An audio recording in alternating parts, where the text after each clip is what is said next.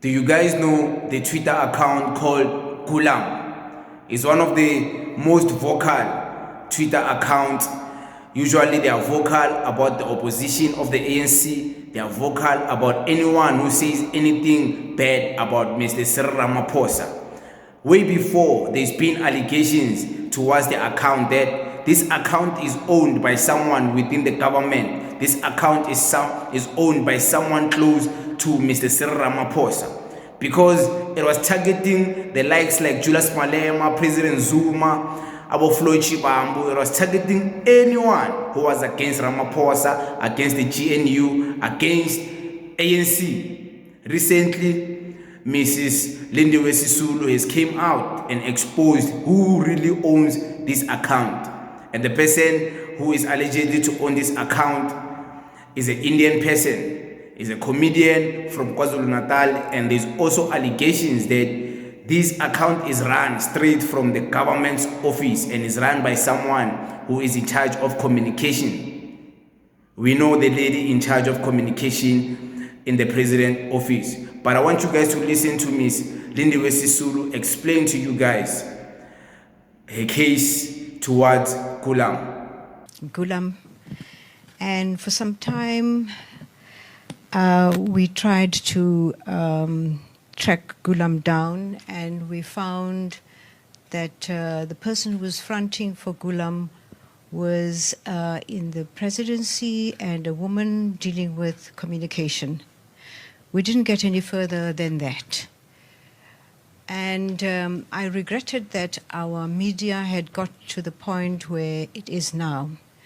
I was the first Minister of Intelligence in this country. The previous one had been Joe Nhlanhla, and he passed away prematurely. So we were responsible for ensuring that the integrity of information, of individuals' information, is dealt with. We had very regular meetings with the media, and we ourselves were exposed to a lot of information. I mean, we bugged everybody, basically. But there was an essential element in everybody who worked in intelligence. What they know, they cannot repeat. And even if a journalist were to get to them, they were not allowed to.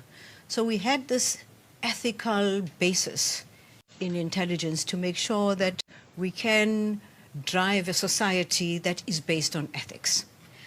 However, I found when I was personally attacked, and it was at the time when I stood as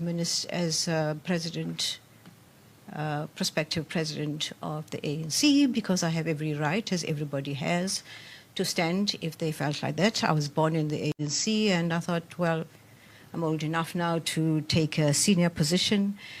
And Gulam did not let go. We tried to trace Gulam, and we were, as I indicated, stuck with this particular woman. And we thought, but how does this woman get so evil, get so petty, get so nasty? But the essence of what was happening is, if you found my name in the newspaper, it was always attached to the most negative narrative. And I've worked all my life for the organization. I've worked all my life for us to be free.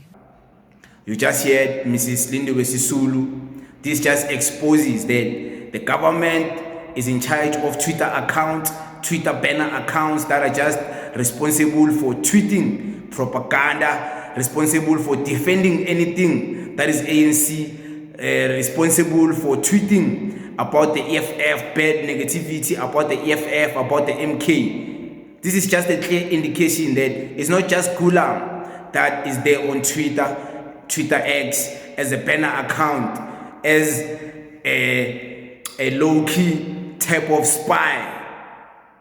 Is it spy? But an account created to destroy other people who are opposing the ANC. It's not Gulam alone, I'm sure.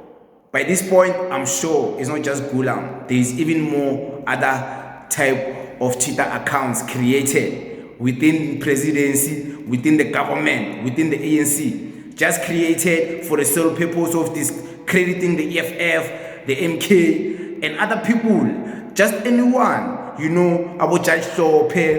These Gulam account was even responsible of trying to discredit Panyaza's independence leadership when Panyaza didn't allow to be bullied by Helen Zille.